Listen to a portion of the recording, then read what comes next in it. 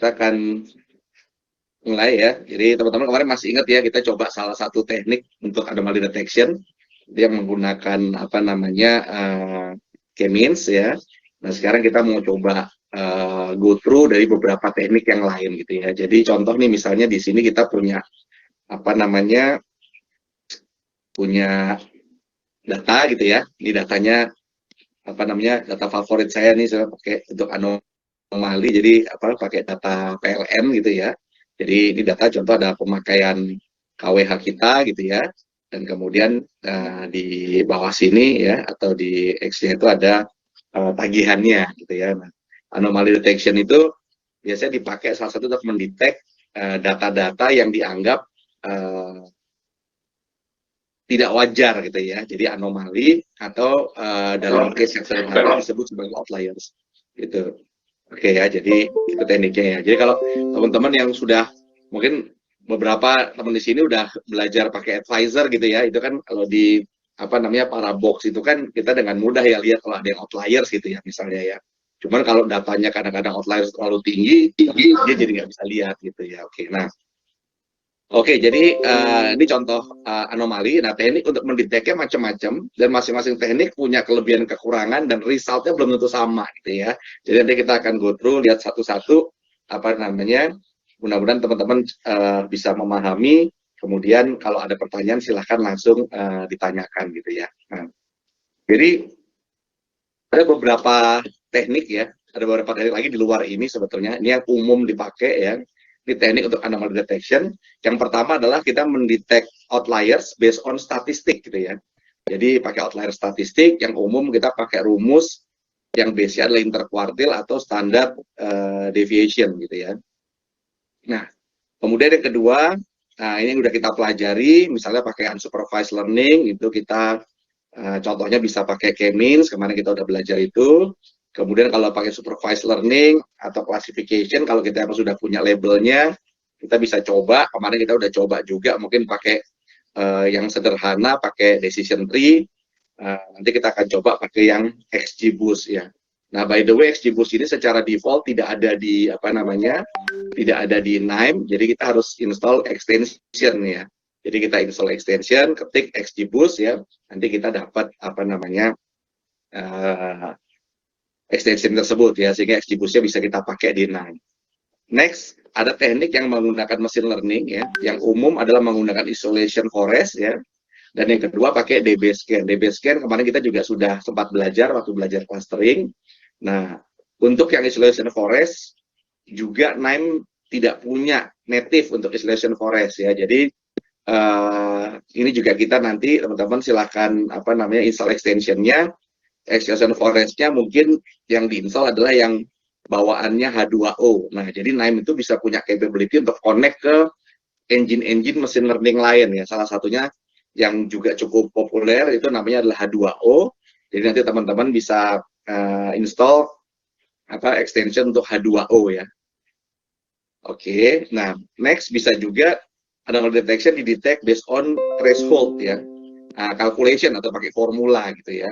Dan yang terakhir untuk case kita ini bisa pakai Pareto. Pareto kemarin sudah jelaskan, mungkin agak cara kerjanya agak mirip dengan K-means, bedanya kalau Pareto itu dia terbentuk apa namanya ya istilahnya kayak segitiga bolak-balik gitu ya. Jadi istilahnya populasinya itu dari satu apa namanya grup ke grup yang lain itu berbeda ya, artinya membentuk apa namanya segitiga gitu ya. Nah kalau di clustering dia walaupun dibagi menjadi tiga belum tentu terbentuk segitiga ya, kecenderungannya bahkan kalau datanya terbagi rata maka dia menjadi populasi yang sama. Tapi secara umum sih kalau kita bicara memang nanti untuk menemukan apa namanya dan memang ada data yang anomalinya, kemungkinan besar memang yang apa namanya dia tidak sama gitu ya, tapi tidak terbentuk segitiga seperti Pareto gitu ya. Oke, kita akan coba satu-satu ya. Jadi saya akan go through dulu hari ini. Teman-teman perhatikan aja step by step-nya. Nanti kalau yang sempat install, silakan install untuk yang extension. Tapi kalau nggak sempat nanti bisa over weekend nggak apa-apa gitu ya. Oke, jadi yang pertama outliers detection by statistik gitu ya. Jadi kalau pakai pendekatan statistik itu ada beberapa teknik gitu ya. Tapi yang umum dilakukan ada dua ya. Satu adalah dia mendetek outliers berdasarkan standar deviation ya. Jadi kalau kita punya apa namanya data ya, datanya ini apa namanya contoh nih misalnya normal distribution ya, dan kita punya standard deviation ya, di sini ada plus satu ini adalah standard deviation, ini standard deviation ya, dan kemudian apa namanya kita punya nilai rata-rata, maka yang disebut sebagai outliers itu adalah nilai rata-rata ditambah dengan 3 kali standard deviation gitu ya, itu menjadi batas normal atas ya. Jadi data-data yang di atas itu gitu ya, atau kalau di gambar sini sebelah kanannya itu dianggap sebagai outliers atas gitu ya.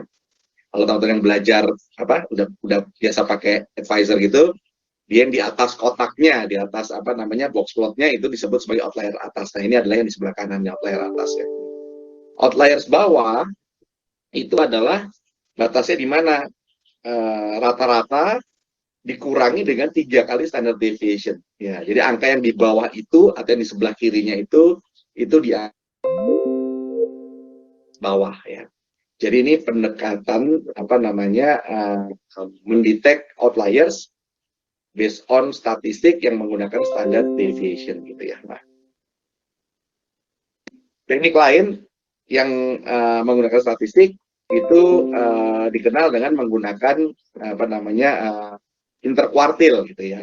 Jadi interkuartil. Nah, sekarang rumus interkuartil itu gimana gitu ya. Jadi rumus interkuartil itu adalah jarak dari Q1 atau kuartil 1 dengan kuartil 3 ya. Itu disebut sebagai interkuartil. Nah, kalau pakai rumus interkuartil, maka batas atasnya itu adalah Q3 ditambah 1,5 kali interkuartil. Jadi Q3 ditambah 1,5 kali interkuartil itu adalah batas atas ya. Lebih dari itu atau di kanan itu disebut sebagai outliers gitu ya. Nah, outliers atas, outliers bawahnya gimana? Outliers bawahnya adalah Q1 atau kuartil 1 dikurangi 1,5 interkuartil. Ya, itu menjadi batas bawah ya. Angka yang di bawah itu sebelah kiri dianggap dia adalah outliers bawah ya. Nah, ini dua teknik yang apa namanya secara statistik acceptable ya, artinya secara scientific betul gitu ya. Jadi kalau kita menggunakan teknik ini untuk mendetek outliers, maka kita akan dapatkan gitu ya. Nah kelemahannya apa? Kelemahannya adalah by default statistik yang proven adalah kalau satu measure akhirnya kita untuk setiap satu measure kita hitung sendiri-sendiri ya outliersnya gitu ya. Itu apa ya akhirnya apa namanya itu baru akhirnya proof secara statistik gitu ya.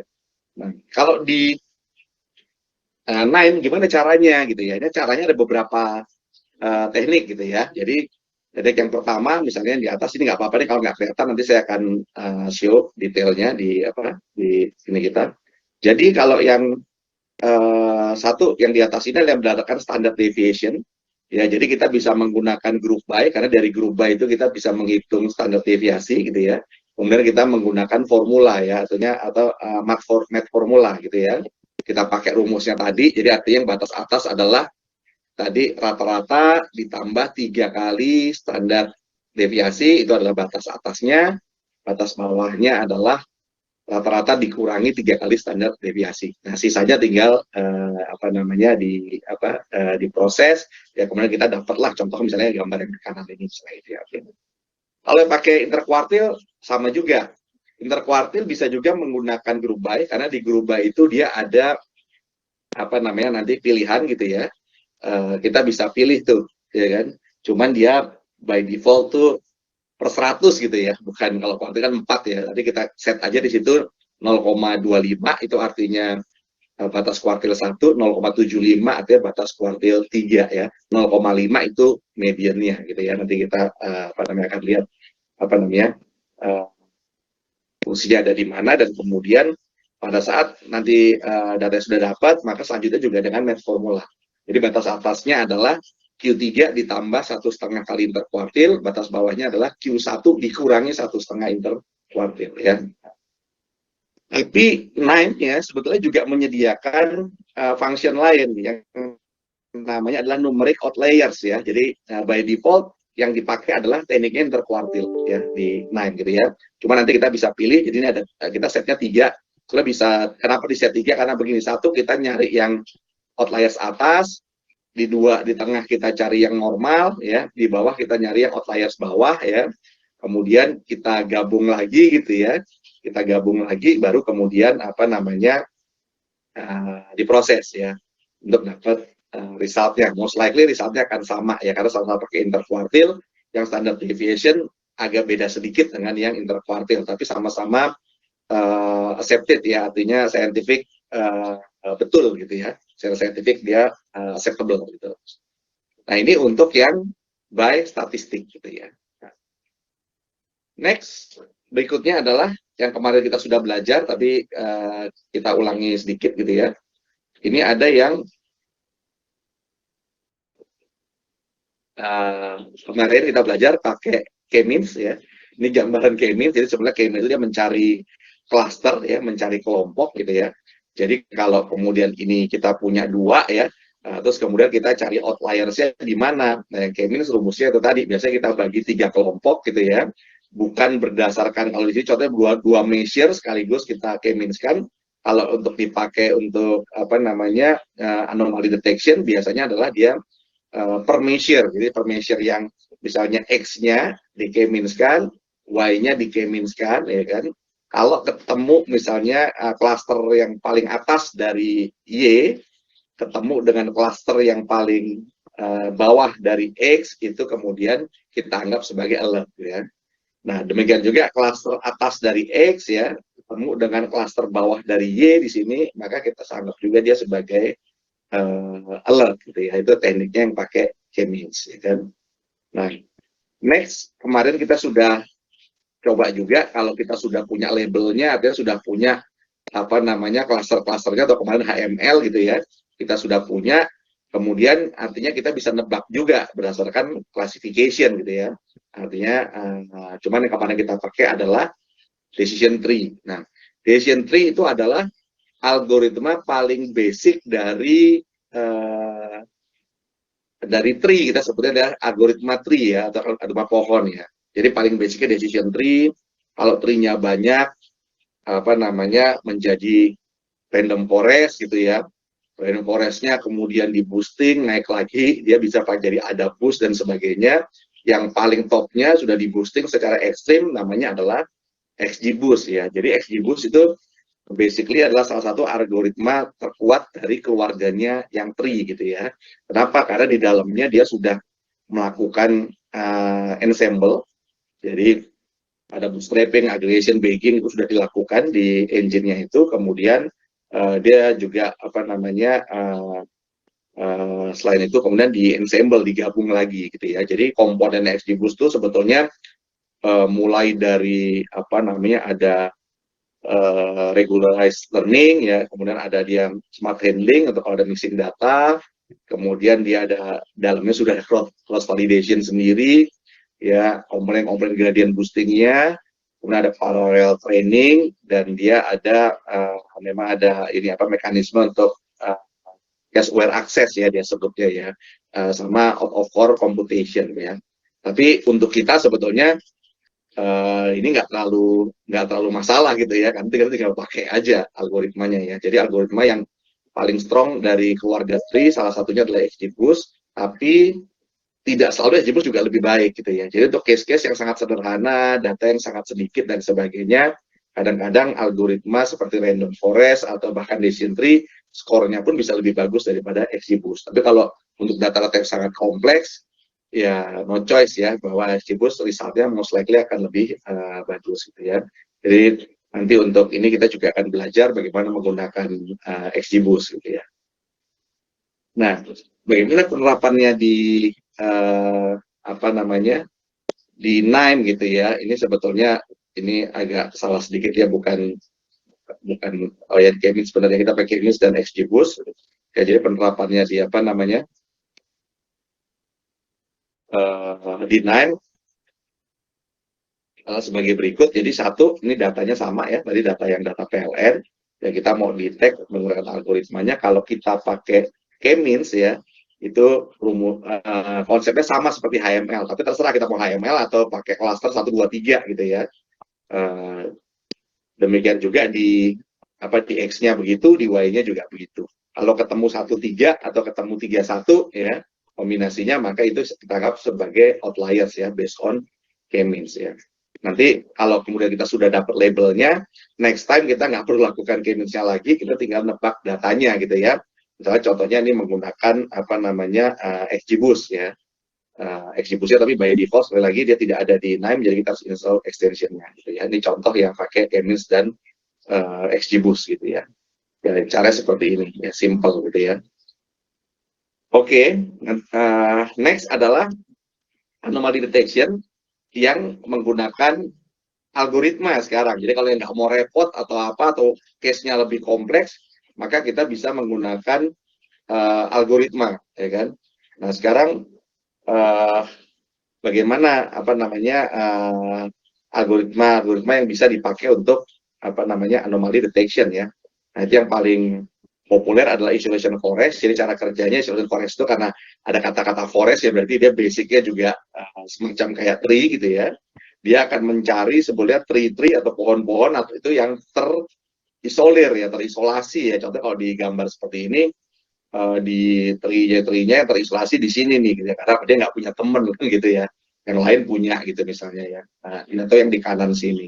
Ya, jadi cara kerja isolation forest adalah dia mengukur ya jarak antar masing-masing cabang atau masing-masing tree ini ya dengan dengan koloninya gitu ya. Nah, nanti kemudian cara kita melakukan anomaly detection gimana?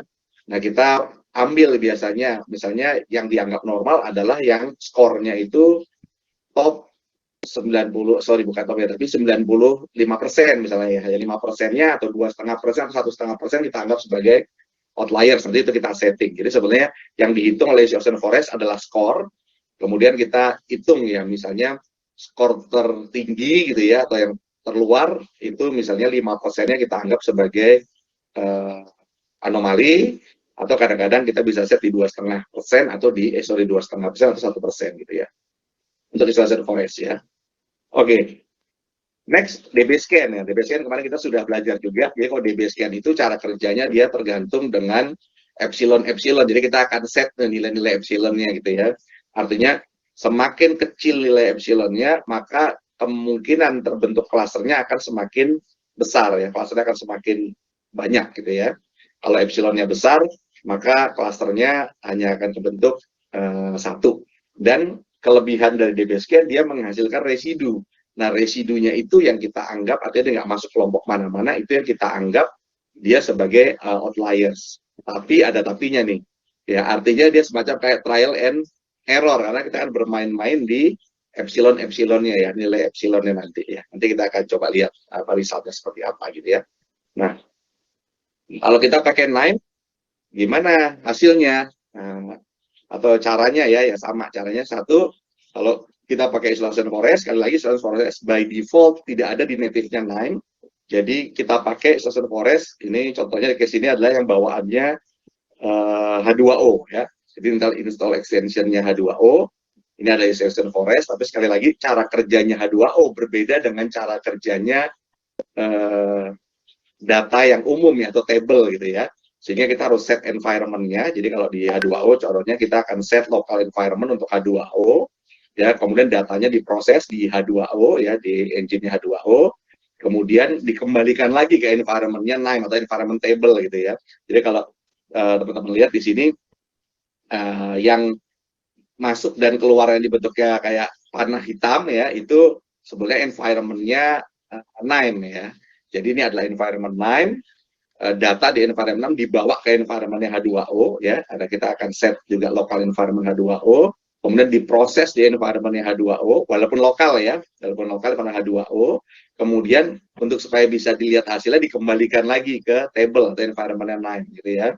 Dan kemudian karena cara kerja isolation forest itu dia menghasilkan skor gitu ya, atau angka jarak gitu ya dari dari setiap titik ke pusat komunitinya, maka yang jaraknya misalnya 5% yang paling luar itu kita anggap misalnya sebagai outliers ya. Itu apa namanya cara kita menggunakan isolation forest gitu ya. Nah, next kalau yang pakai DB scan gimana? DB scan kita udah belajar ya, ini simple. Cuma nanti di DB scan-nya yang kita atur-atur adalah epsilon-epsilonnya gitu ya untuk menghasilkan result. Resultnya bisa jadi tidak sama persis karena algoritma yang berbeda, tapi sama-sama akan menemukan outliers gitu ya. Oke, itu yang apa namanya menggunakan machine learning. Nah sekarang gimana kalau anomali itu kita tidak menggunakan machine learning gitu ya, jadi menggunakan rule ya. Ini tadi contoh karena data yang kita pakai adalah data PLN gitu ya.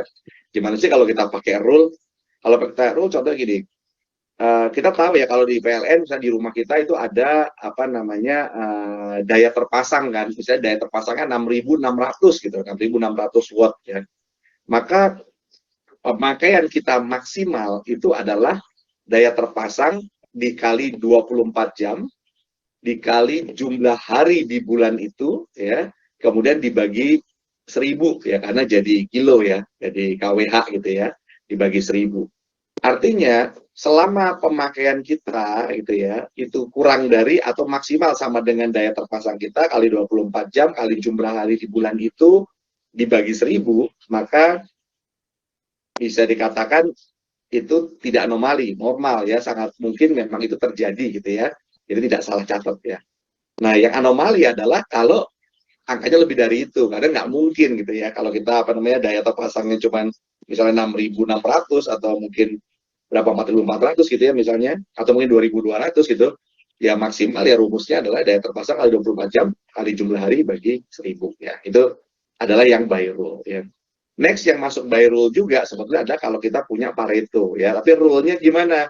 Rule-nya adalah kombinasi dari misalnya pemakaiannya kategorinya high, tagihannya tapi low, maka itu masuk alert ya. Artinya tarif terlalu rendah gitu ya. Nah, tapi kalau kemudian tagihannya high padahal pemakaiannya itu low, maka tarifnya terlalu tinggi ya dan sebagainya ya. Jadi itu adalah apa namanya yang based on rule gitu ya. Nah, caranya gimana di Nine? Nah, ini kalau dia payable ya simple gitu ya. Jadi kita akan ambil data ya, tapi jangan lupa karena kita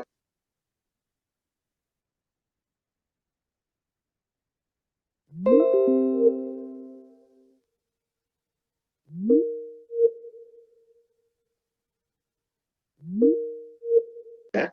Nah, kemudian kita join lagi baru rumusnya ya, menggunakan rumus yang tadi ya.